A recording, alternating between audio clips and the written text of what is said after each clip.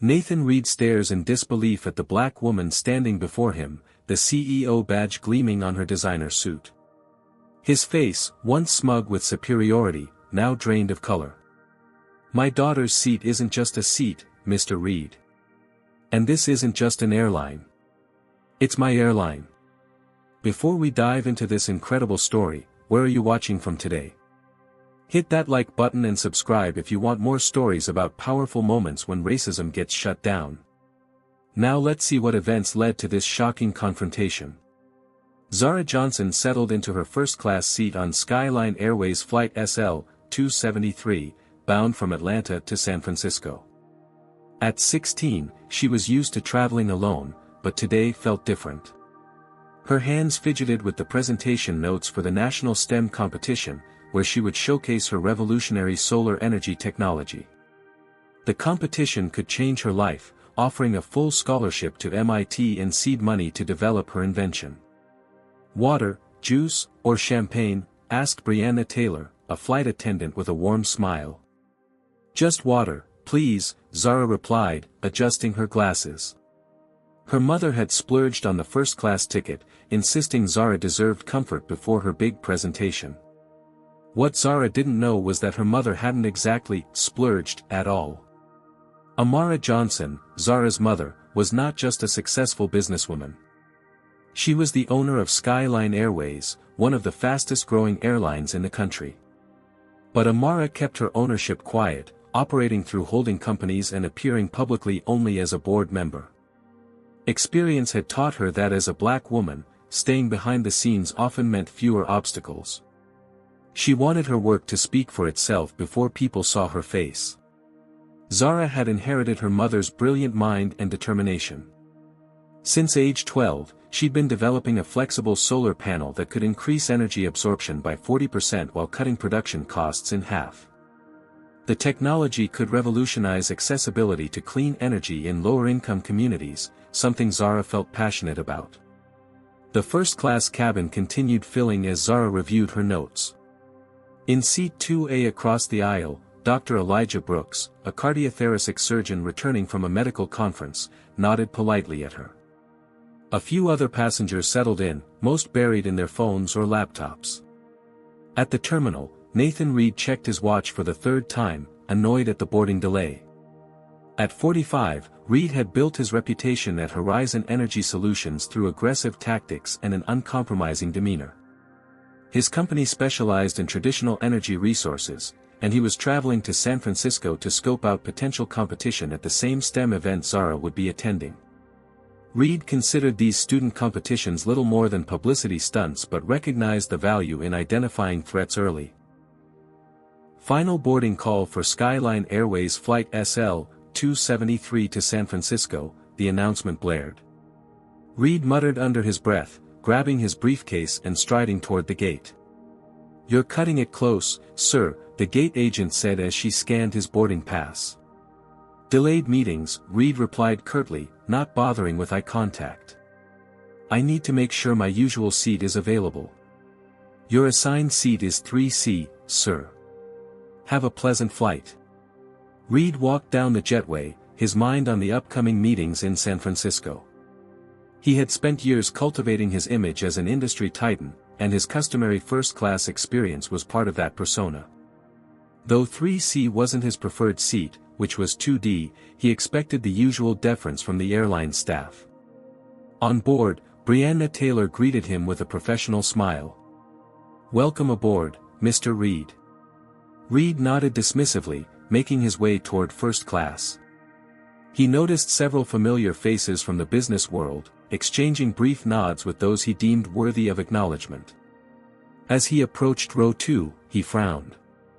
The seat he preferred, though not the one assigned to him, was occupied by a young black girl with textbooks spread across her tray table. He stopped, staring at Zara as if her presence in first class was an anomaly requiring explanation. Several thoughts crossed his mind, none of them considering that she belonged there legitimately. In Reid's worldview, certain spaces were implicitly reserved for people like him, and exceptions required justification. Zara felt his gaze but continued reviewing her notes. She had faced similar looks before and had learned from her mother how to maintain dignity in uncomfortable situations. Reid checked his boarding pass again, confirming his assigned seat was indeed 3C, not 2D where Zara sat. But logic and entitlement battled in his mind, with entitlement quickly gaining the upper hand. He had flown this route dozens of times, usually in 2D, and in his mind, that established a sort of ownership that superseded whatever was printed on his boarding pass today. Behind him, other passengers were boarding, creating a bottleneck as Reid stood in the aisle, glaring at Zara. Brianna approached, sensing trouble before it fully materialized. "Everything okay, sir? Can I help you find your seat?" Reid ignored her, his focus fixed on what he perceived as a problem that needed correction. Without realizing it, he was about to trigger a chain of events that would completely upend his sense of privilege and control. "Excuse me," Nathan Reid said, his voice carrying the assumption of authority. "I think you're in my seat." Zara looked up from her notes, momentarily confused. She double-checked her boarding pass. 2D. "That's what my ticket says." Reid's expression tightened. "There must be some mistake. I always sit in 2D when I fly this route." "I can check both of your boarding passes," Brianna offered, stepping forward to defuse the situation. "That won't be necessary," Reid said dismissively. "I'm a Platinum Sky Elite member. I fly this route twice monthly, always in seat 2D. Zara pulled out her boarding pass and held it up. "My ticket says 2D, sir. Maybe they assigned you a different seat this time." Reid didn't even glance at her boarding pass. Instead, he looked at Brianna. "Can you sort this out? I have calls to make before takeoff." Brianna took both boarding passes, confirming what was already clear. "Sir, your assigned seat today is 3C. Ms. Johnson has been assigned 2D correctly." "Johnson?" Reid's eyebrows raised slightly as if searching his mental database of important surnames and finding no match. "Look, there's clearly been a mistake. Perhaps she was upgraded accidentally." Several nearby passengers were now watching the interaction. Dr. Brooks lowered his medical journal, frowning at Reid's tone. "My seat was purchased as first class," Zara said quietly, maintaining her composure despite the growing discomfort of being the center of attention. Reid let out an exasperated sigh. "I find that hard to believe. This isn't just about the seat number. I need this specific seat for business purposes." He turned to Brianna again. "Surely you can arrange something. I've spent thousands with this airline." The implication hung in the air, unspoken but clear. How could this young black girl afford a first-class ticket legitimately? A white couple in their 50s across the aisle exchanged glances. "They should verify her ticket," the woman whispered, just loud enough to be heard. "People try to sneak into first class all the time." Zara's shoulders tensed, but her expression remained neutral. She'd been prepared for moments like this by her mother, who had experienced similar situations throughout her career. "Sir," Brianna said firmly, "Ms. Johnson's ticket is valid for seat 2D. Your assigned seat is 3C. I'd be happy to help you stow your luggage there." "This is unacceptable," Reid insisted, his voice rising. "I want to speak to your supervisor. I've never had this issue before." A middle-aged white man in row 1 nodded in agreement with Reid. "The airline should honor his status. He's clearly a valued customer." Dr. Brooks finally spoke up. "The young lady has her assigned seat. The gentleman should take his designated seat so we can depart on time." Reid shot him a cold look. "I don't recall asking for your input. And I don't recall an announcement that this flight was chartered exclusively for you," Dr. Brooks replied evenly. Brianna used her phone to call for backup as the situation escalated. "Sir, please take your assigned seat. We're scheduled to depart in 15 minutes. "Not until this is resolved properly," Reid insisted, still standing over Zara. "Do you know how much business I bring to this airline? I could be on United or Delta right now." Zara remained quiet, but she discreetly took out her phone and sent a text. "Mom, there's a situation on my flight. A man is making a scene about my seat in first class. Flight attendants handling it, but thought you should know. Flight SL 273. Reid noticed the text. "Who are you messaging? I hope you're not recording this. That would be inappropriate and possibly illegal." "I'm just letting my mother know about the delay," Zara answered truthfully. "Your mother?" Reid scoffed. "Maybe she can explain how you ended up with a first-class ticket." The comment hung in the air, loaded with assumptions and prejudice. A few passengers shifted uncomfortably in their seats. Others watched with the detached interest of people observing drama that didn't involve them. "Sir, I need you to take your seat now," Brianna insisted, her professional demeanor straining under Reid's continued defiance. "Not until I speak with someone in management," Reid demanded. "This is about principle. I've been a loyal customer for years." Brianna forced a smile. "I'll have my supervisor meet you at your assigned seat, sir. In 3C. Reid's face flushed with anger and embarrassment. Being contradicted publicly wasn't something he experienced often, especially not by service personnel. "Do you know who I am?" he asked, lowering his voice to a threatening tone. "Yes, Mr. Reid. You're in seat 3C today," Brianna replied firmly. A few passengers chuckled, further inflaming Reid's temper. His status and authority were being challenged in front of an audience, and by people he considered beneath him in the social hierarchy.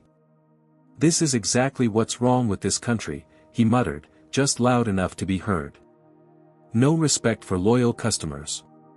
No understanding of how things work." The coded language wasn't lost on Zara or Dr. Brooks, who exchanged knowing glances. They had heard versions of this before, the implication that certain people didn't understand how things work or didn't belong in premium spaces. Michael Davis, the head flight attendant, arrived at the growing disturbance. "What seems to be the problem here?" Reid immediately turned to Michael, perhaps hoping to find a more sympathetic ear. "Finally, someone who might understand. I need to sit in 2D, as I always do on this route. This girl is sitting there, and your colleague refuses to address the situation appropriately." Michael checked both boarding passes. "Sir, your assigned seat is 3C today. Ms. Johnson is correctly seated in 2D. "That's what I've been trying to explain," Brianna added. Reid's patience evaporated. "I want to call your corporate office. I know people there." "You're welcome to call after we land, sir," Michael replied calmly. "Right now, I need you to take your assigned seat so we can prepare for departure." "This is absurd," Reid declared, pulling out his phone. "I'm calling Robert Phillips right now. He's a VP at Skyline, and he'll sort this out." As Reid dialed, Zara's phone buzzed with a response from her mother, "On my way to the gate. Stay calm. Love you." "Robert Phillips isn't answering," Nathan Reid announced after his third attempt to reach his contact at the airline. His frustration was mounting visibly as he remained standing in the aisle, blocking other passengers and crew members.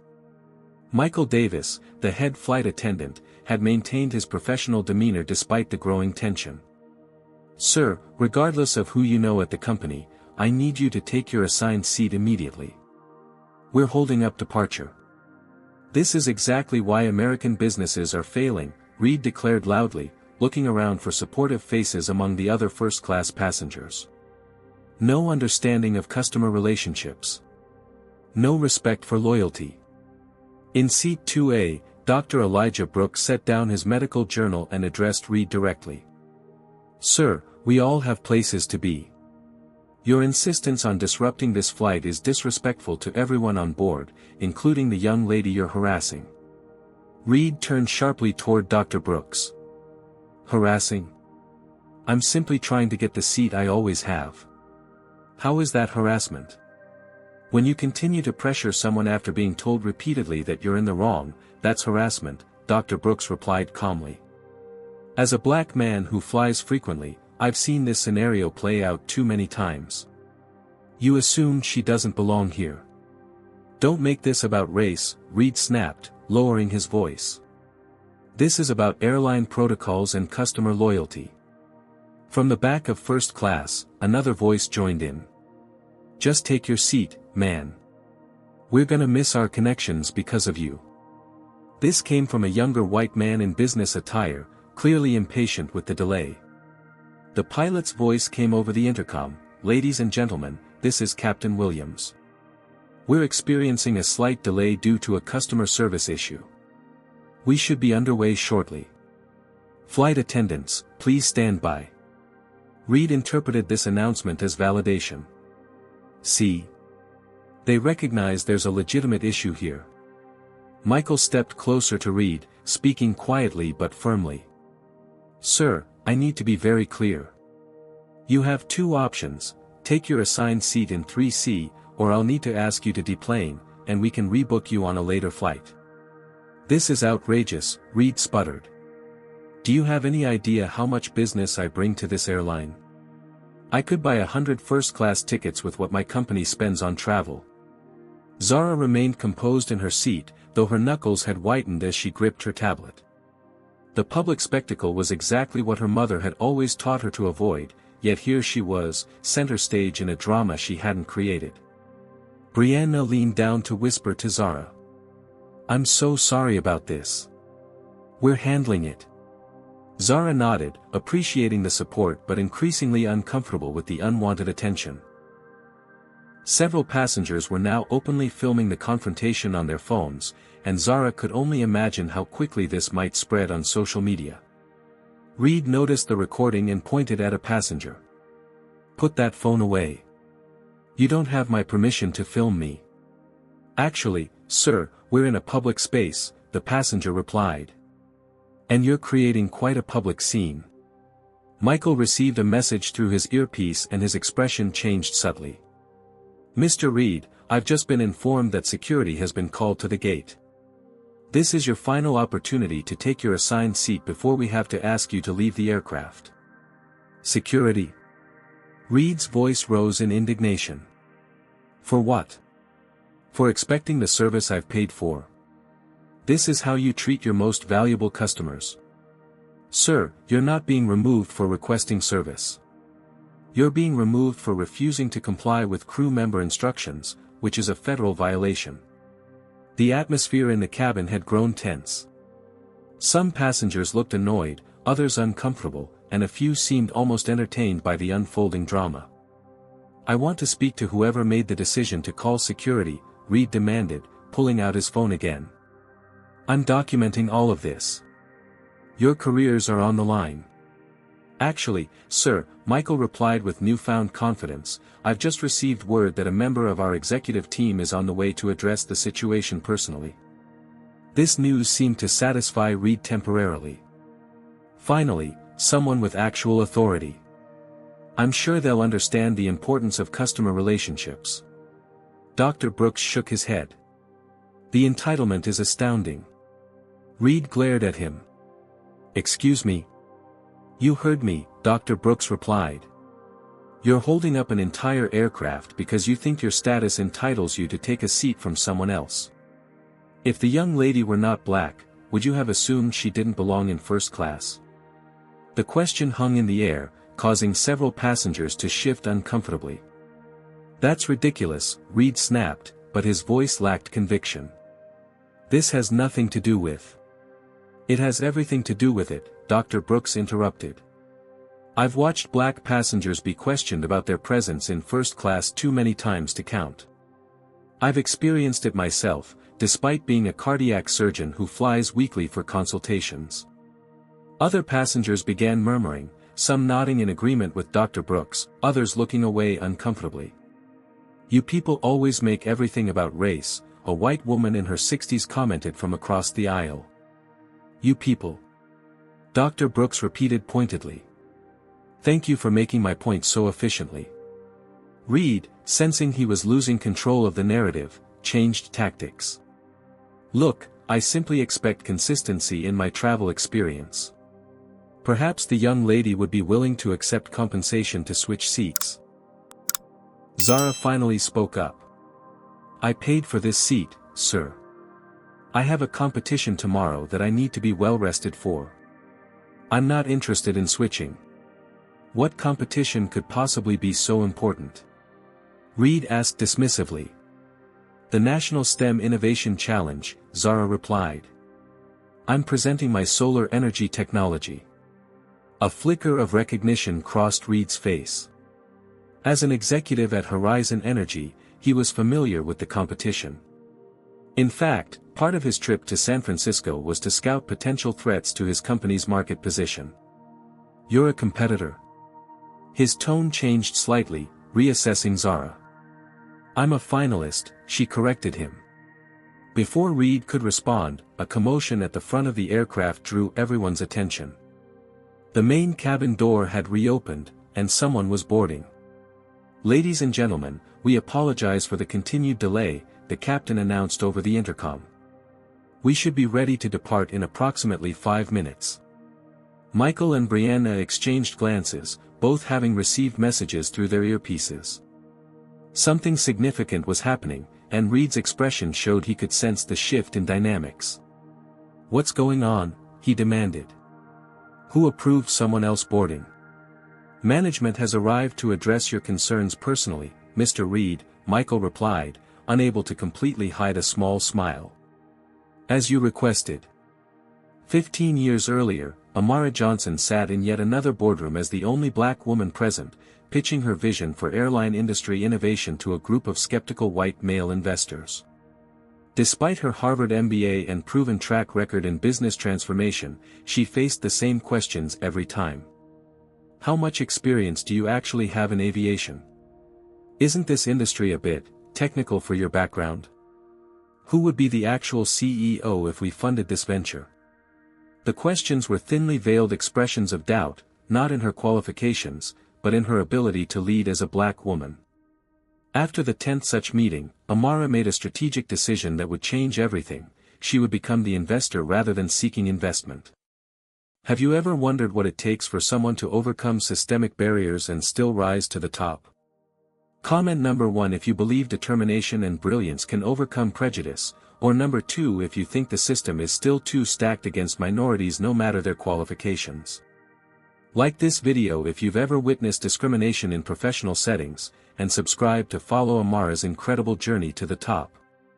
How do you think her experiences shaped how she raised her daughter Zara? Let's find out. Using her savings and business acumen, Amara began purchasing small stakes in regional airlines, focusing on those with strong operational foundations but poor financial management. Over time, she consolidated these investments, implementing cutting-edge efficiency protocols that dramatically increased profitability. She worked primarily through investment groups and holding companies, letting white male executives serve as the public faces while she made the strategic decisions that transformed failing airlines into successful ones. 7 years ago, when Skyline Airways faced bankruptcy after mismanagement by its founding family, Amara made her boldest move. Through a complex series of transactions, she became the majority owner while maintaining a low profile, officially listed only as a board member and strategic consultant. The airline's remarkable turnaround was attributed to innovative management strategies and forward-thinking leadership, without most people knowing who was actually responsible. While building her business empire, Amara was also raising Zara as a single mother. From an early age, she instilled in her daughter both confidence and caution, the confidence to know her worth and the caution to recognize that others might not see it immediately.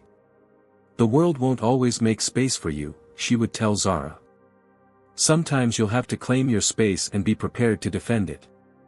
When 10-year-old Zara came home crying after a science teacher suggested she might be more comfortable taking home economics instead of joining the robotics team, Amara didn't just comfort her daughter. She taught her to document the discrimination, present her qualifications clearly, and stand firm in her right to opportunity. The next day, Zara returned to school with a letter articulating her interest in robotics and citing the school's non-discrimination policy. She joined the team and went on to lead it to a state championship. As Zara entered her teenage years, Amara watched her daughter navigate similar situations with increasing grace and resilience. When Zara's revolutionary solar panel design began winning local science competitions, Amara saw the same spark of innovation that had driven her own success. But she also saw the same obstacles forming, the questions about whether a young black girl could really have created such sophisticated technology, the suggestions that perhaps her male classmates had done the real work. Amara had deliberately kept her ownership of Skyline Airways private, believing that the company would be judged more objectively without her race and gender affecting perceptions.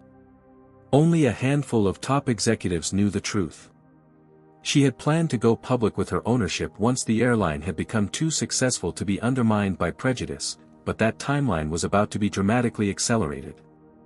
In the boardroom at Skyline headquarters, Amara was midway through a quarterly performance review when her phone buzzed with Zara's text. Reading about Nathan Reid's behavior triggered something in Amara, a memory of all the times she had been asked to move, to step aside, to make herself smaller for someone else's comfort. "Excuse me," she said to the room full of executives, standing abruptly. "There's a situation on Flight SL-273 that requires my immediate attention." Her CFO, Thomas Walters, looked confused. "We have people who handle customer service issues, Amara. This meeting is important." "Not as important as this," she replied, gathering her things. "My daughter is on that flight, and a passenger is harassing her about her seat in first class." Recognition dawned on Thomas's face. He was one of the few who knew both her ownership stake and her private policy of never using her position for personal benefit. If she was intervening now, the situation must be serious. "Do you want me to call ahead?" he asked. Amara paused at the door. "No. I think it's time for a more direct approach. Have my car brought around." As she rode to the airport, Amara reflected on the decision she was about to make. For years, she had kept her role quiet, letting her work speak for itself without the complications of being seen as the black female airline owner. But perhaps that anonymity, while protective, was also part of the problem. Perhaps it was time to be visible, to show Zara and everyone else that claiming your space sometimes meant letting people know exactly who you are. The car pulled up to the executive entrance of the airport. The station manager, alerted by Thomas despite Amara's instructions, was waiting to escort her directly to the gate where Flight SL-273 was still parked, its departure now significantly delayed. "We've been informed of the situation, Ms. Johnson," the manager said nervously. "Security is standing by, but we didn't want to act without your guidance." "The passenger's name?" Amara asked as they walked briskly through the terminal. "Nathan Reid. He's a Platinum Sky Elite member, flies with us frequently. He's an executive with Horizon Energy Solutions." Amara almost laughed at the coincidence. Horizon was one of the companies that had dismissed her investment proposals years earlier, suggesting that perhaps she didn't understand the energy market well enough. "And what exactly is Mr. Reid's issue with my daughter's seating arrangement?" "He insists on having seat 2D, though he's assigned to 3C today. He's claiming that as a frequent flyer, he should be given priority. He's been quite disruptive." "Has he now?" Amara's voice was calm, but her eyes flashed with determination. "Then I believe it's time Mr. Reid and I had a conversation about customer service and respect." As they approached the gate, Amara removed her casual blazer and replaced it with the formal jacket of her designer suit, complete with the CEO pin she rarely wore in public. She checked her reflection in a window, straightened her posture, and nodded to the gate agent. "Please inform the flight crew that the owner of Skyline Airways is boarding." The first-class cabin fell silent as Amara Johnson stepped on board, her presence commanding immediate attention. She wore a tailored navy suit that screamed executive authority, a stark contrast to Nathan Reid's rumpled business attire after his prolonged standoff in the aisle. Brianna straightened immediately, recognizing Amara despite her rare appearances at staff functions. "Ms. Johnson, we weren't expecting." "It's quite all right, Brianna," Amara said with a warm smile. I understand there's a customer service issue that requires attention. Nathan Reid, still standing in the aisle, assessed the newcomer with obvious confusion. Her authoritative demeanor suggested importance, but as a black woman, he automatically categorized her as someone of limited power in his mental hierarchy. Finally, he said, assuming she was perhaps a customer service manager. Someone who might understand the situation properly. Are you in charge here? You could say that, Amara replied evenly. I understand you have concerns about your seating arrangement, Mr. Reid. Reid launched into his complaint, his tone condescending. I fly this route twice monthly, always in seat 2D. It's my preferred seat for business purposes. Today I find it occupied, and the staff have been unhelpful in resolving the situation. I see, Amara said, her voice measured as she glanced toward Zara, who watched the interaction with wide eyes. And the current occupant of 2D has a valid ticket for that seat, correct? Technically yes, but... So your complaint is not that she's seated somewhere she shouldn't be, but rather that you aren't seated where you prefer to be, despite having a ticket for a different seat altogether? Reid frowned, not appreciating having his position distilled so clinically. It's about customer loyalty. I've flown over 100,000 miles with Skyline this year alone. Surely that counts for something. Amara nodded thoughtfully. Customer loyalty is indeed important to us at Skyline Airways. As is treating all passengers with respect.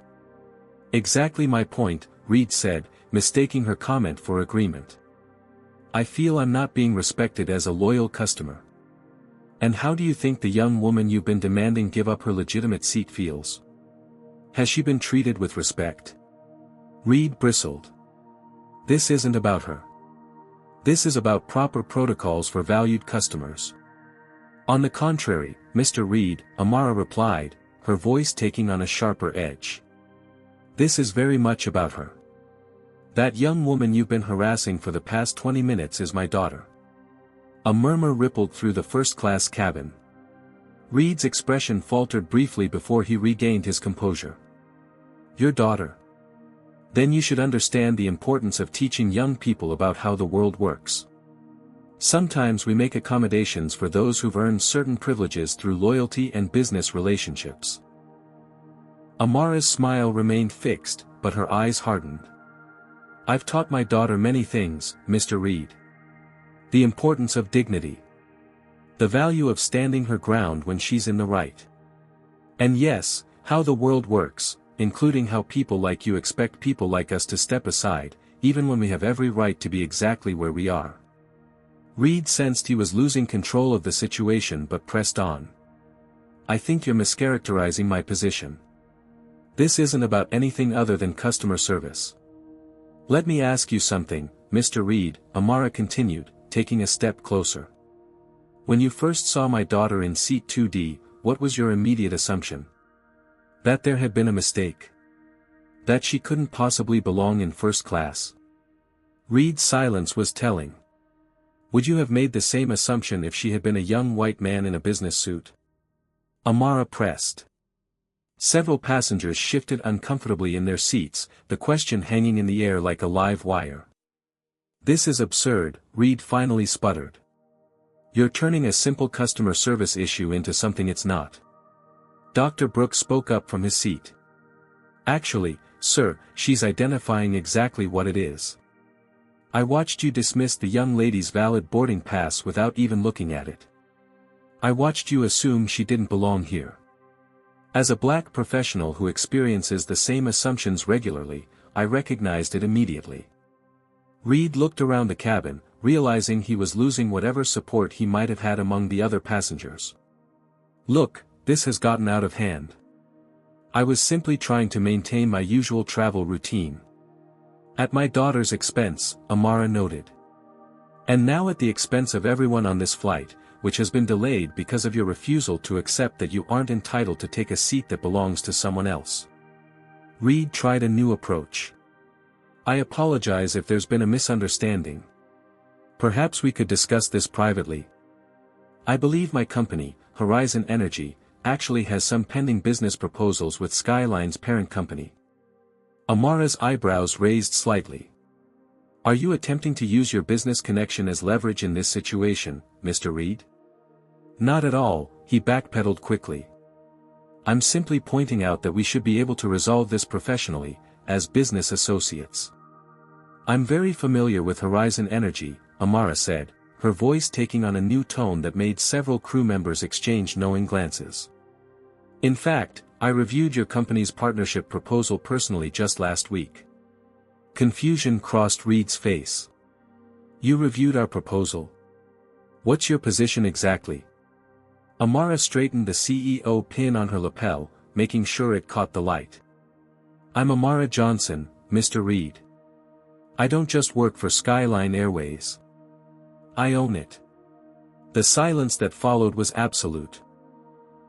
Reid stared at Amara, his expression cycling rapidly through disbelief, shock, and the dawning horror of recognition. That's not possible, he finally managed. Robert Phillips is the CEO. I know him personally. Robert reports to me, Amara replied simply. He's an excellent operations executive, but I make the final decisions. Including decisions about which companies Skyline partners with, and which passengers are welcome on our aircraft. The implication wasn't lost on Reid, whose face had now drained of color. Ms. Johnson, I think there's been a significant misunderstanding. I had no idea. Clearly, Amara cut him off. You had no idea that the young black woman you were trying to displace was my daughter. You had no idea that the airline you've been threatening staff members about is my company. The question is, would it have made a difference if you had known? Would you have treated my daughter with respect if you'd known her mother had power over you, or would you still have assumed she didn't belong in first class? Reid had no answer. My daughter's seat isn't just a seat, Mr. Reid. And this isn't just an airline. It's my airline. The cabin remained silent as the gravity of the situation settled over everyone present. Reid stood frozen, his customary confidence shattered by the public dismantling of his assumptions and authority. Now, Amara continued, her voice returning to its professional cadence, you have two options. You can take your assigned seat in 3C so this flight can depart, or you can exit the aircraft and we'll rebook you on another airline entirely. The choice is yours, but it needs to be made in the next 30 seconds. Reid swallowed hard, looking from Amara to Zara, who sat watching the scene unfold with a mixture of awe and vindication. I'll take 3C, he said quietly. A wise decision, Amara replied. She turned to Michael. Please ensure Mr. Reid is settled in his assigned seat so we can get this flight underway. The passengers have been delayed long enough. As Reid moved toward 3C with Michael's assistance, Amara approached Zara's seat and leaned down to embrace her daughter. You okay, sweetheart? She asked softly. Zara nodded, her eyes shining with admiration. I'm fine, Mom. That was incredible. That was necessary, Amara replied. Sometimes you have to stand your ground, even when it's uncomfortable.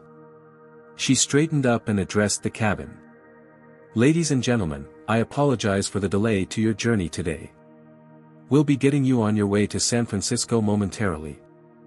As a token of our appreciation for your patience, everyone on board will receive a travel voucher for a future flight.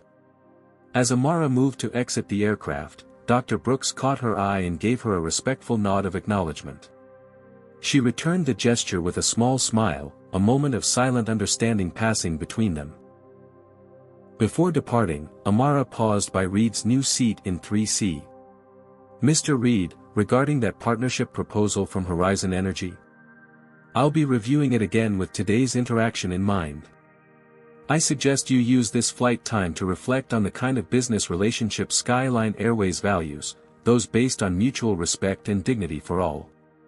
With that parting statement, Amara exited the aircraft, leaving Nathan Reid to face the remainder of the flight surrounded by passengers and crew who had witnessed his humiliation and the powerful lesson in consequences that had just unfolded. Amara Johnson hadn't planned to board Flight SL-273 herself, but as she stood at the gate watching the door close, a thought occurred to her. This moment represented everything she had been working toward, not just as a business leader but as a mother. Instead of returning to her boardroom, she made a split-second decision. "Hold the door, please," she called to the gate agent. "I'll be joining this flight." Minutes later, Amara settled into seat 1A, directly in front of her daughter. The message to the other passengers was clear: the owner of the airline wasn't just making a brief appearance to handle a situation, she was claiming her space permanently. Zara leaned forward. "Mom, are you really flying to San Francisco?" "I wouldn't miss your presentation tomorrow for anything," Amara replied with a warm smile. "Besides, I think this flight just became a pivotal moment for Skyline Airways." In seat 3C, Nathan Reid sat rigidly, attempting to appear absorbed in his laptop while acutely aware of the sideways glances from other passengers. His carefully constructed image of authority had been publicly shattered, and the ramifications extended far beyond this flight. As the aircraft reached cruising altitude, Brianna approached Amara with exceptional attentiveness. "Ms. Johnson, can I get you anything?" "Just water, thank you, Brianna," Amara replied. "And please, the crew should continue their normal service. I'm just another passenger today." This wasn't entirely true, of course. Amara's presence had transformed the atmosphere in the cabin. Crew members moved with an extra measure of professionalism, and passengers sat a little straighter, curious about the woman who had so thoroughly upended their expectations. Dr. Brooks, seated across from Amara, introduced himself properly. "Dr. Elijah Brooks, cardiothoracic surgeon. What you did back there was long overdue in this industry." "Amara Johnson," she replied, shaking his hand. "And thank you for speaking up for my daughter before I arrived. Too often, people witness these situations and remain silent." "I've been on both sides," Dr. Brooks acknowledged. "Sometimes as the target, sometimes as the bystander. I've learned that silence only empowers those who rely on it." Their conversation was interrupted when, to everyone's surprise, Nathan Reid rose from his seat and approached Amara. The cabin grew quiet, passengers anticipating another confrontation. Reid cleared his throat uncomfortably. "Ms. Johnson, I want to apologize for my behavior earlier. It was inappropriate." Amara studied him carefully. "Which part exactly are you apologizing for, Mr. Reid?" The directness of her question caught him off guard. The disruption to the flight, of course. Not the assumptions you made about my daughter. Not the way you dismissed her right to be where she belonged." Reid shifted his weight uncomfortably. "I didn't mean to." "Intent and impact are different things, Mr. Reid," Amara interrupted calmly. "You may not have intended to display racial bias, but your actions did exactly that." Several passengers were now openly watching the exchange. Reid lowered his voice. "Ms. Johnson, I'd prefer to discuss this privately. There's the matter of our company's potential partnership to consider." "I don't separate my business ethics from my personal ones," Amara replied, maintaining a professional tone. "And I don't conduct business with individuals or companies that don't align with Skyline's values of respect and inclusion." The implication was clear. Reid's behavior had potentially cost his company millions in business opportunities. Surely one misunderstanding shouldn't. "It wasn't a misunderstanding," Amara corrected him. "It was a revealing moment. Now, if you'll excuse me, I'd like to spend this flight catching up with my daughter before her big presentation tomorrow." Dismissed, Reid returned to his seat, the weight of consequences settling heavily on his shoulders. As he retreated, Dr. Brooks gave a subtle nod of approval.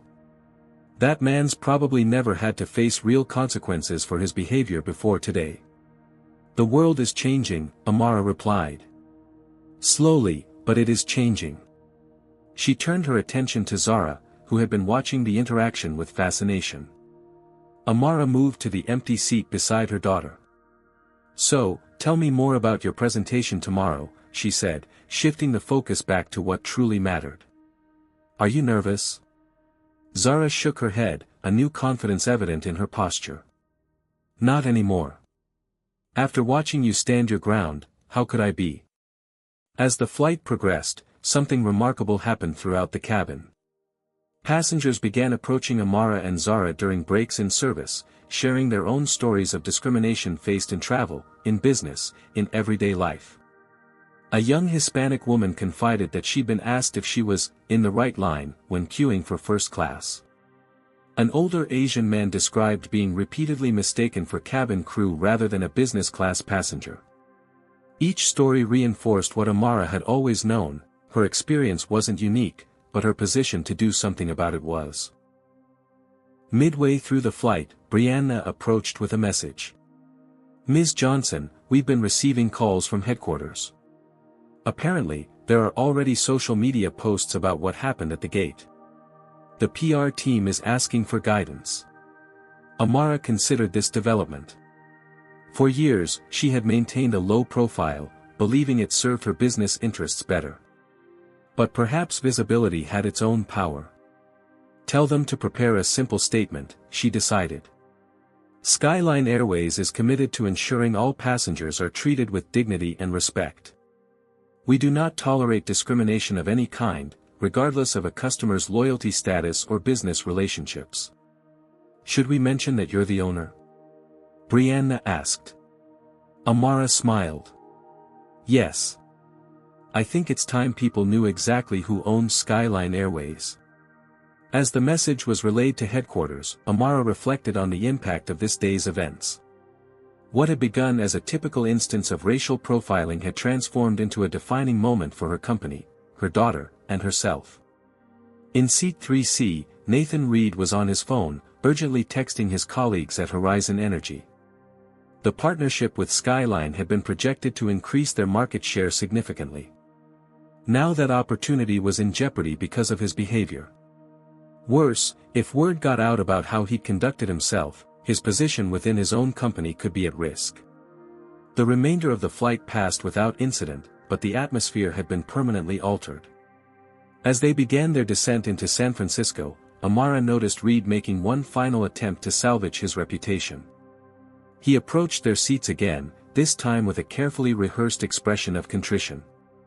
"Ms. Johnson, before we land, I wanted to extend a more sincere apology. Today has been educational. I realize my behavior reflected poorly on myself and my company." Amara regarded him thoughtfully. "Apologies are meaningful when they demonstrate understanding, Mr. Reid. What exactly have you learned today?" The question forced him to confront the substance behind his words. "That, assumptions based on appearance are inappropriate and harmful." "That's a start," Amara acknowledged. "Though I suspect what you've really learned is that the people you dismissed today might be the ones with power over your interests tomorrow." Reid had no response to this uncomfortably accurate assessment. "Your partnership proposal will receive the same objective evaluation as any other," Amara continued professionally. "But I suggest Horizon Energy might benefit from examining its corporate culture and inclusion practices before our next review." As the aircraft touched down in San Francisco, passengers began gathering their belongings, but the usual rush to disembark was tempered by the unique experience they had shared. Many nodded respectfully to Amara and Zara as they passed, some even stopping to offer words of support or appreciation. Standing in the aisle, Dr. Brooks extended his business card to Zara. "When you finish revolutionizing solar energy, give me a call. The medical technology field could use minds like yours." As they finally stepped off the aircraft, Brianna thanked Amara quietly. "What you did today means more than you know. For all of us who have to smile through situations like that every day." Amara squeezed her hand in understanding. "From now on, Skyline Airways will be different. I promise you that." In the terminal, as mother and daughter walked toward baggage claim, Zara looked at Amara with new eyes. She had always known her mother was successful, but today she had witnessed firsthand the power of owning your space unapologetically. "Mom," she said thoughtfully, "all those years you kept your ownership quiet, was it worth it?" Amara considered the question carefully. It served its purpose at the time. Sometimes you have to work within the system to change it. But today, She smiled, looking back at the gate where their journey had taken an unexpected turn. Today felt like the right moment to step into the light. Behind them, Nathan Reid exited the jetway alone, his phone buzzing continuously with messages from his increasingly concerned colleagues. The world as he knew it had shifted beneath his feet, and he was only beginning to understand how dramatically one encounter could change everything. The morning after their arrival in San Francisco, Amara Johnson sat in the hotel suite's living area, watching news coverage of the previous day's incident on her tablet. What had begun as a few social media posts had exploded overnight into a full-blown viral story. Hashtag Skyline Showdown and hashtag My Mother's Airline were trending across platforms. "Mom, you need to see this," Zara called from her room. Horizon Energy just released a statement. Amara joined her daughter, reading the press release displayed on Zara's laptop. Horizon Energy Solutions is aware of an incident involving one of our executives on a Skyline Airways flight yesterday. The reported behavior does not reflect our company's values of respect and inclusion. We have placed the executive in question on administrative leave pending a full investigation. We extend our sincere apologies to all affected and reaffirm our commitment to fostering a diverse and respectful corporate culture. That was fast, Amara remarked, unsurprised but satisfied. Corporate damage control moves quickly when millions are at stake. Zara looked up at her mother. "Do you think they're serious about the investigation, or just trying to save the partnership with Skyline?" "Both, probably," Amara replied honestly. "But intentions matter less than outcomes sometimes. If this pushes them toward actual accountability, I'll count that as progress." Their conversation was interrupted by Amara's phone ringing. It was Thomas, her CFO. "Amara, have you seen the numbers this morning?" he asked without preamble. "No, I've been focused on Zara's presentation." "What's happening?" "Our stock is up 12% since market open. Skyline is being celebrated across social media as a company that stands against discrimination. The video clips of you confronting Reid have been viewed millions of times. People are literally changing their travel plans to fly with us."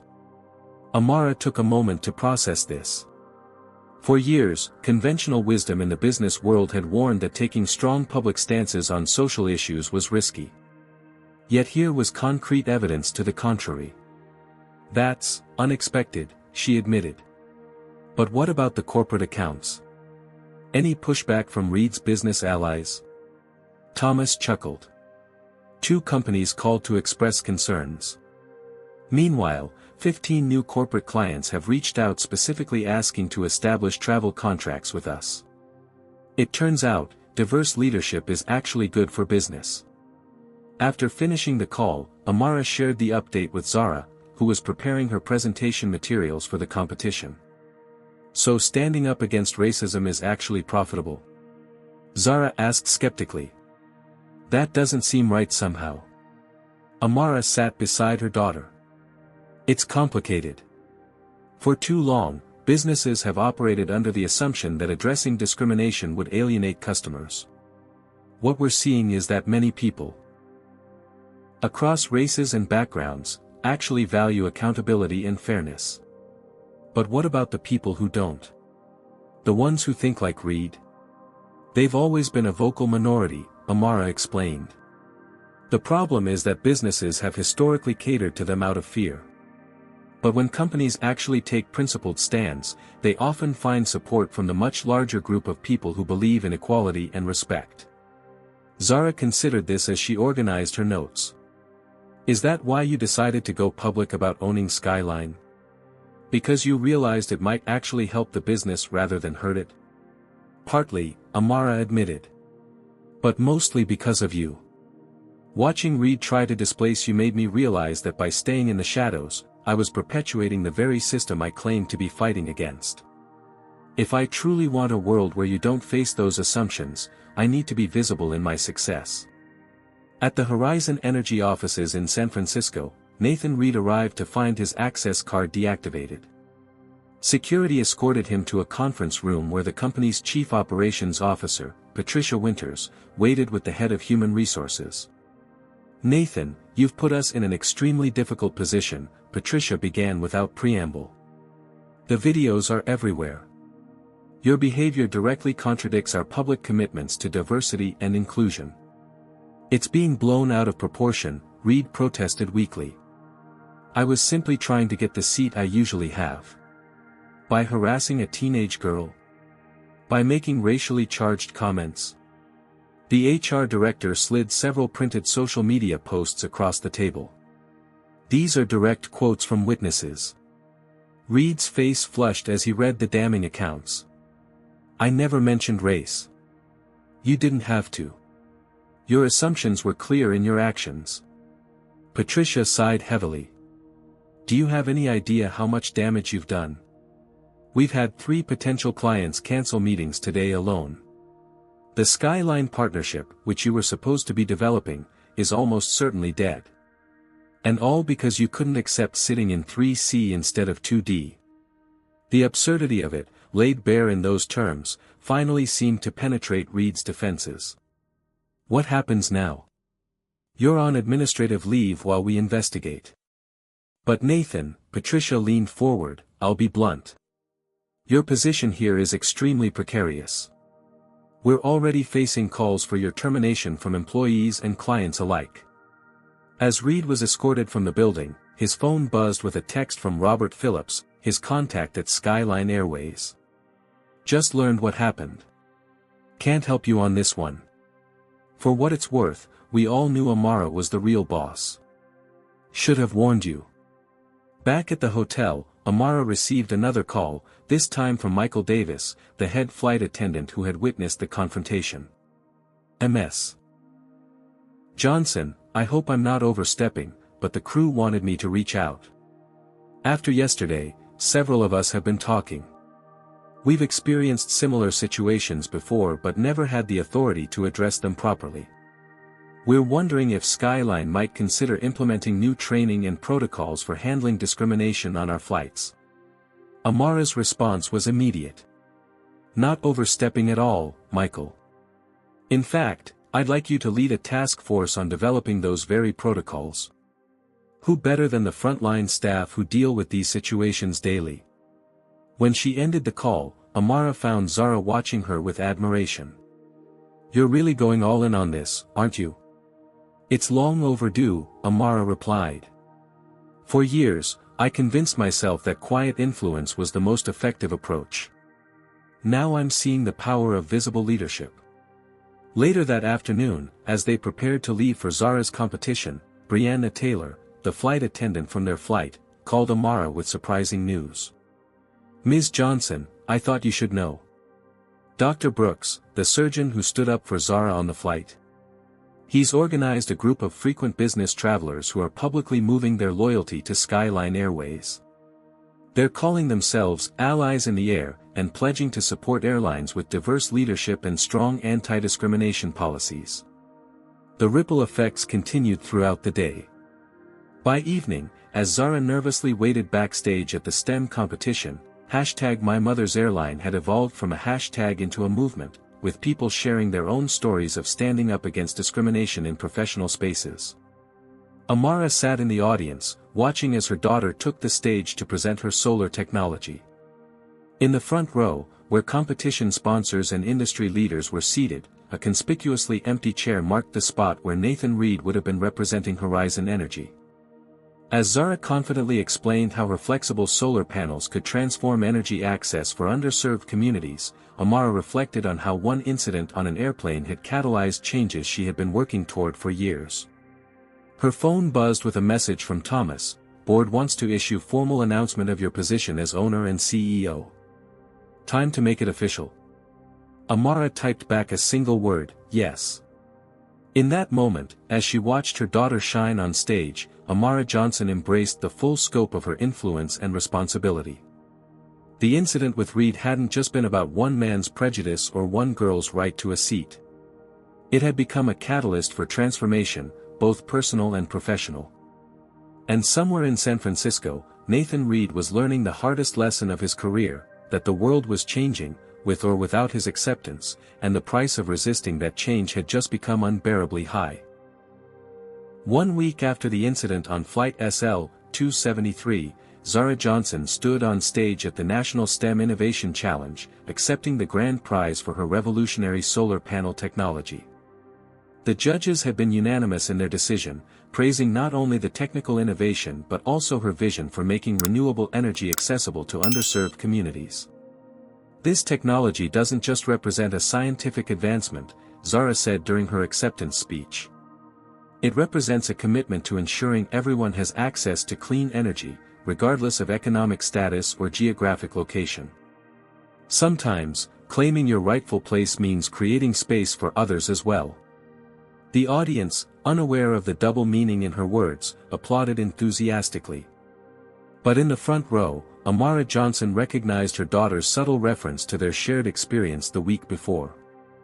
After the ceremony, as attendees mingled during the reception, Zara was approached by Dr. Elijah Brooks, who had flown in specifically to support her. "That was remarkable," he said, shaking her hand. "When I mentioned on the flight that medical technology could use minds like yours, I wasn't exaggerating. Have you considered applications for your flexible panels and portable medical devices?" "Actually, yes," Zara replied enthusiastically. "One of my design iterations included biocompatible materials that could potentially power implantable devices."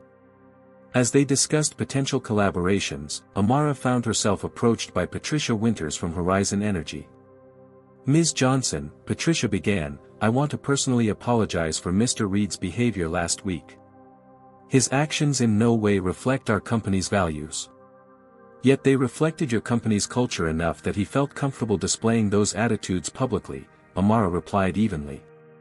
Patricia nodded, accepting the rebuke. "That's a fair assessment, and precisely why I'm here. Reid has been terminated, effective immediately. But we recognize that removing one individual doesn't address the underlying issues. We're implementing comprehensive changes to our corporate culture and diversity policies." "I'm glad to hear it," Amara said. "Meaningful change requires more than press releases and symbolic gestures." "Absolutely," Patricia agreed. "Which brings me to my second reason for being here. We were hoping to discuss salvaging the partnership between our companies, with some significant modifications to the original proposal." "I'm listening," Amara said, maintaining her professional demeanor despite the satisfaction she felt. Patricia outlined a revised partnership that included not only the original business arrangements but also a substantial commitment to funding scholarships for minority students in STEM fields and a joint initiative to bring renewable energy solutions to underserved communities. "Impressive pivot," Amara acknowledged. "I'll have my team review the new proposal. But Patricia, understand this, accountability will be built into any agreement we make. Demonstrable progress on diversity and inclusion will be required for the partnership to continue." "We wouldn't expect anything less," Patricia replied. "Reid's behavior was a wake-up call for our entire executive team. Sometimes it takes a public reckoning to force meaningful change." Across the room, Brianna Taylor and Michael Davis had also come to support Zara, having requested special leave to attend. Since the incident, both have been working closely with Skyline's executive team to develop new training protocols for flight crews facing discrimination situations. "The response from staff has been overwhelming," Michael told Amara when she joined their conversation. "People are sharing experiences they've kept quiet for years, knowing that finally, someone is actually listening." Brianna nodded in agreement. "The difference is night and day. Before, we were told to de-escalate situations, which often meant appeasing the person causing the problem. Now we're being empowered to uphold our values, even when it's uncomfortable." "That's exactly the shift we need," Amara said. "Comfort has too often been prioritized over justice." "Speaking of which, how are passengers responding to our new policies?" "There was some pushback from a few elite status members," Michael admitted. "But the vast majority have been supportive. In fact, our customer satisfaction scores are up across all demographics." Later that evening, back in their hotel suite, Amara and Zara reviewed the day's events. The competition trophy sat on the coffee table between them, a tangible symbol of achievement and recognition. So, Dr. Brooks wants to collaborate on medical applications for your technology? Amara asked, clearly impressed. Yes, Zara confirmed. He says Baptist Memorial Hospital would be interested in funding a pilot project. Can you believe it, Mom? A week ago, I was just hoping to place in the competition. Now I have potential investors and collaborators. Amara smiled, recognizing the familiar trajectory of opportunity expanding exponentially once initial barriers were broken. That's how it works, sweetheart. Once you get your foot in the door, your talent speaks for itself. The hardest part is often just getting people to open the door in the first place. Like you did with Skyline, Zara observed. Speaking of which, have you seen this? She turned her laptop to show her mother the latest news coverage. Skyline Airways had just been featured in a major business publication under the headline, "The Airline Industry's Best Kept Secret, How Amara Johnson Built a Corporate Empire While Fighting Discrimination." The article detailed Amara's journey from being dismissed by investors to quietly becoming one of the most successful black female executives in America. It praised her decision to finally step into the public eye and highlighted the positive market response to her leadership. "They're calling you a stealth revolutionary," Zara said with a grin. "Pretty cool mom status." Amara laughed, but her expression quickly turned thoughtful. "You know, for years I believed staying behind the scenes was strategic. I told myself it was about business, not personal recognition. But looking back, I wonder how much of that was internalized doubt, the fear that being visibly black and female at the helm might somehow diminish what I'd built. And now?" Zara asked. "Now I realize that visibility itself is revolutionary.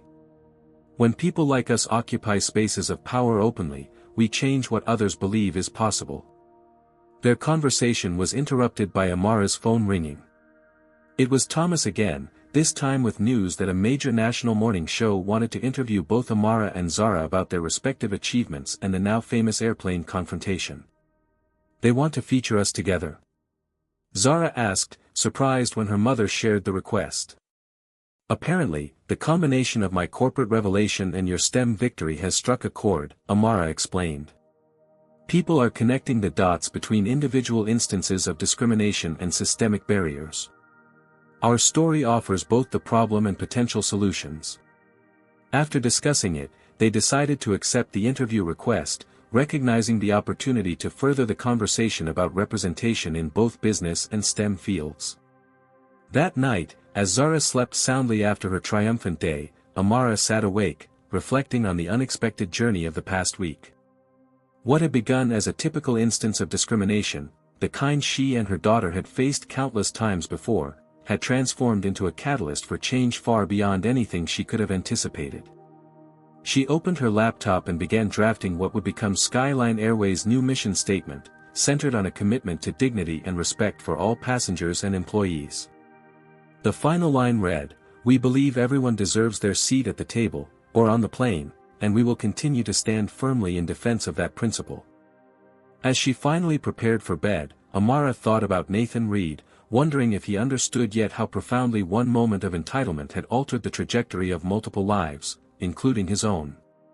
Some lessons came at a higher cost than others, but perhaps that was what made them impossible to forget. 6 months after the incident on Flight SL-273, Amara Johnson stood at the podium in Skyline Airways corporate headquarters, addressing a room full of new flight attendants during their training orientation. Behind her, a large screen displayed the company's updated value statement, with "dignity and respect" prominently featured at the top.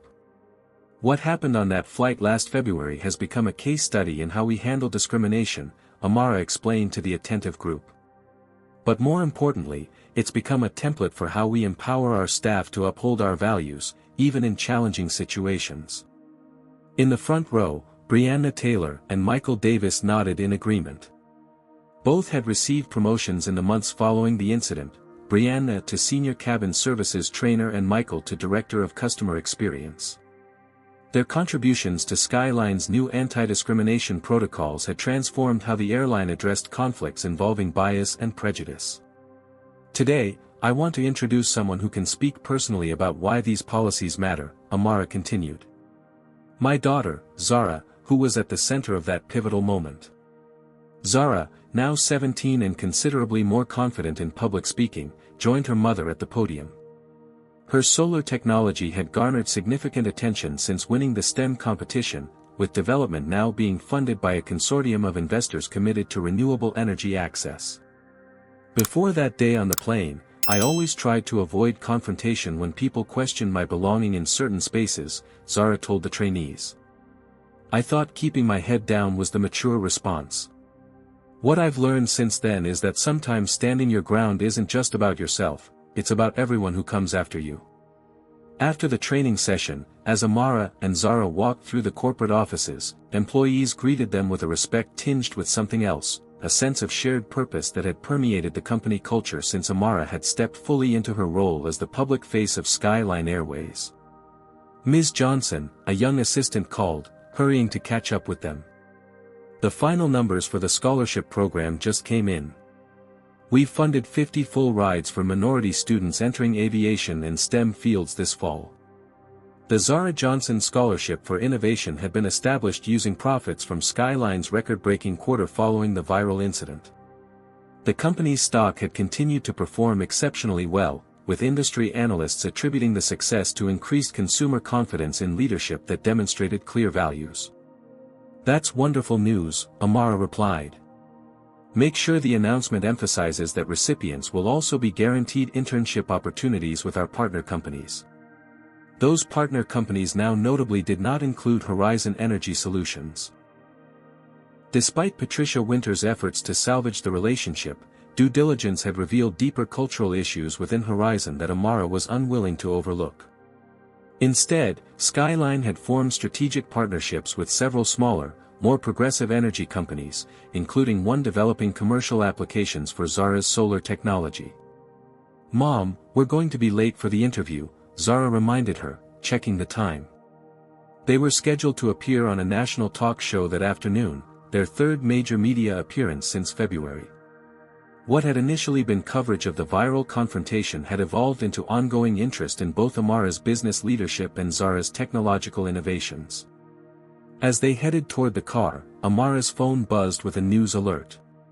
She stopped walking, her expression shifting as she read the headline. What is it? Zara asked. Nathan Reid just announced his new position, Amara said, showing her the screen. He's been hired as a diversity and inclusion consultant for a corporate training firm. They both stared at the announcement in disbelief. You have got to be kidding me, Zara finally said. The man who tried to displace me because he assumed I didn't belong in first class is now teaching others about inclusion? Amara shook her head, though not entirely in disagreement. Redemption arcs take many forms. According to this, he's been speaking openly about how his confrontation with us transformed his understanding of privilege and bias. Do you believe it's genuine? Zara asked skeptically. I believe consequences can be powerful teachers, Amara replied thoughtfully. Whether his transformation is motivated by genuine enlightenment or professional survival doesn't change the impact of his new message. During the car ride to the television studio, they discussed how dramatically their lives had changed in just 6 months. Zara's invention was moving toward commercial development, with pilot programs planned for several low-income communities in the Southwest. Amara had become one of the most recognizable black female executives in America, frequently speaking at business conferences about transparent leadership and corporate responsibility. At the studio, they were escorted to makeup and then to a green room to wait for their segment. The show's producer briefed them on the interview topics. We'd like to start with the incident itself, then move to how it's affected both of your careers, and finally discuss the scholarship program and solar energy initiative, she explained. Is there anything specific you'd like to highlight? Yes, Amara said decisively. I'd like to emphasize that what happened to Zara wasn't exceptional, it was simply exceptional that there were consequences. Black women and girls face these assumptions daily, usually without the power to address them so effectively. The producer nodded, making notes. That's powerful. It helps contextualize your individual story within the broader social landscape. When they finally took their seats under the bright studio lights, the host greeted them warmly. Amara and Zara Johnson, thank you both for being here. It's been 6 months since the now famous airplane incident that revealed Amara as the owner of Skyline Airways. Zara, let's start with you. How has life changed since that day? Zara considered the question carefully. In some ways, everything has changed. My solar technology has received funding I never dreamed possible. I've had opportunities to speak at conferences and meet with industry leaders who are taking my ideas seriously. She paused, then added, but in other ways, nothing has changed. I still occasionally walk into rooms where people assume I don't belong. The difference is that now I recognize those assumptions for what they are, problems with their perception, not my presence. The host turned to Amara. And for you?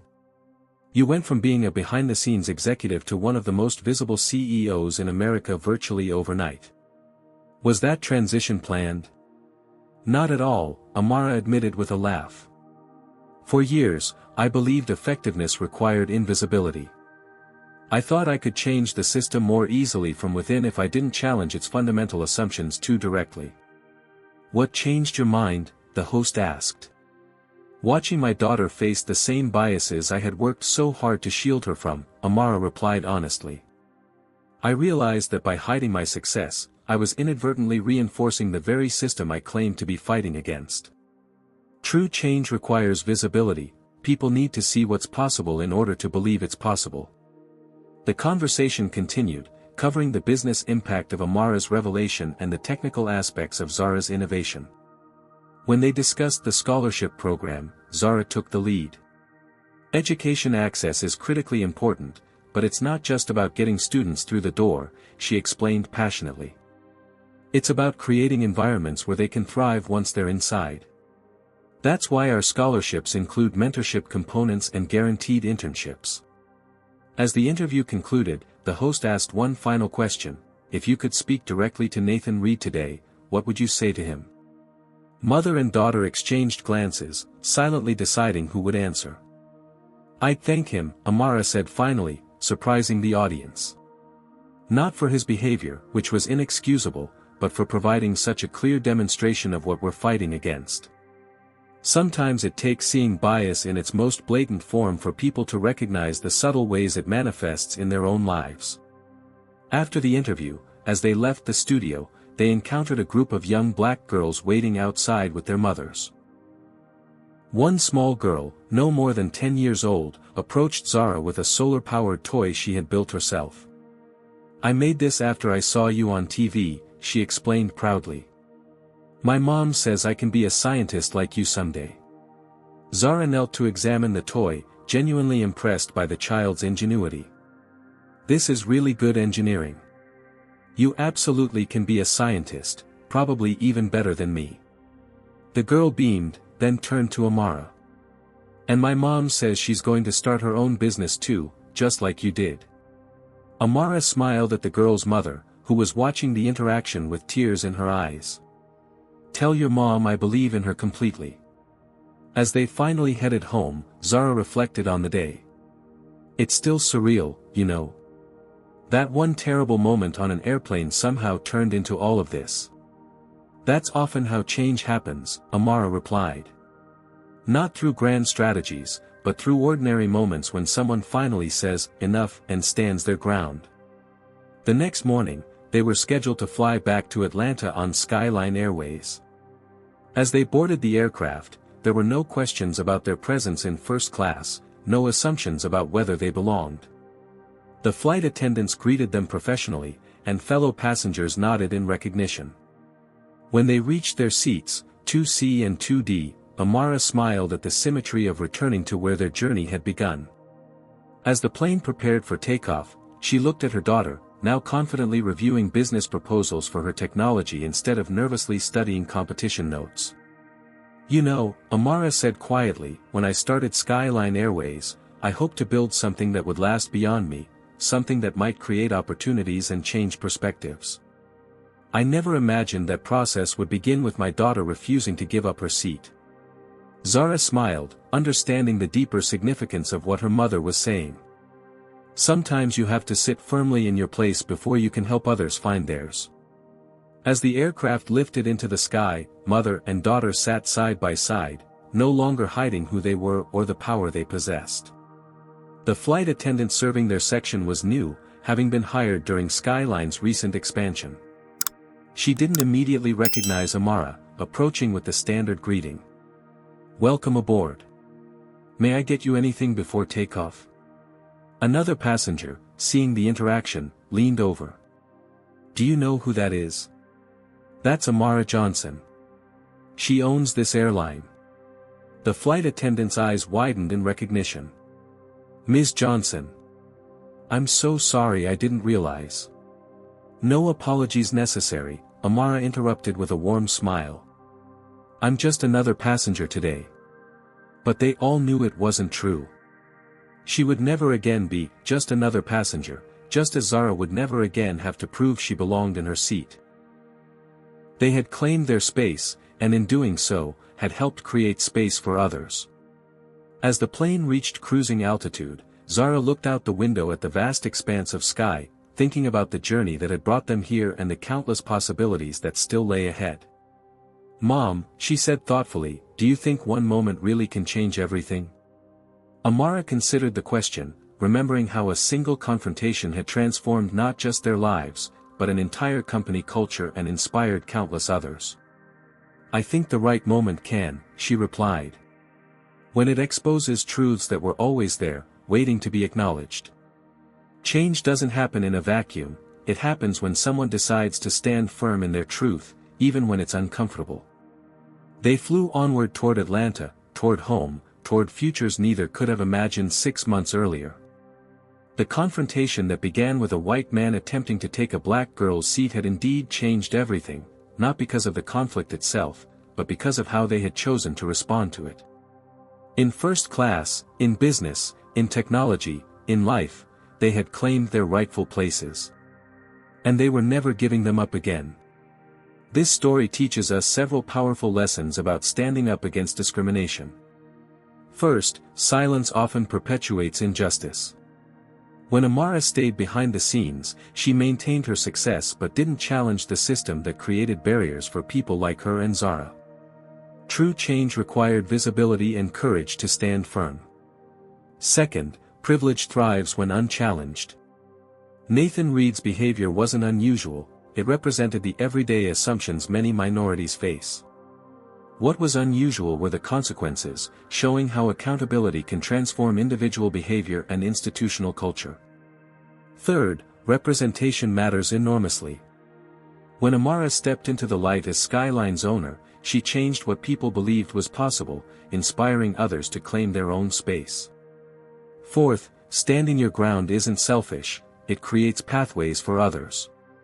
By refusing to give up her seat, Zara helped establish protocols protecting future passengers and inspired scholarship programs benefiting countless students. Finally, one moment of principled resistance can catalyze far-reaching change.